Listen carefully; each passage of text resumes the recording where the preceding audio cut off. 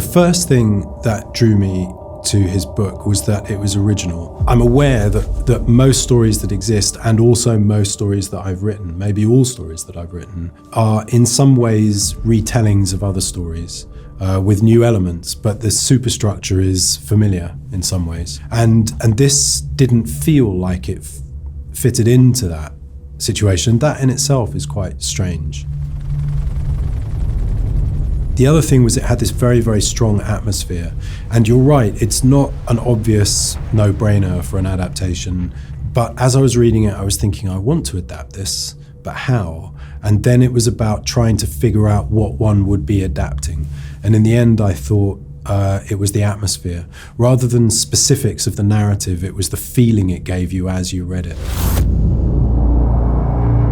Because the book is dreamlike, I did this slightly odd thing, which was I didn't reread it, and I didn't get a highlighter and underline passages, which is what I've done in previous adaptations. I did the adaptation on my memory of the book, so that it had a kind of fractured, dreamlike aspect embedded in the way it was made, I think.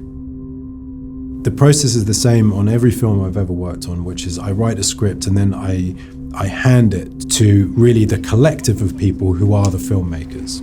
I'm one of them, but there's a whole bunch of others.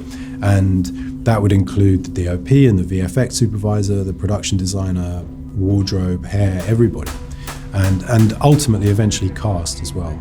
And then a lot of what I do is try to sort of stay out of their way, you know? That is to say, to not inhibit the thing that they're good at, and to remove the sort of pyramid structure of filmmaking and make it more like a kind of mountain range of autonomous groups that are all agreed on what they're doing.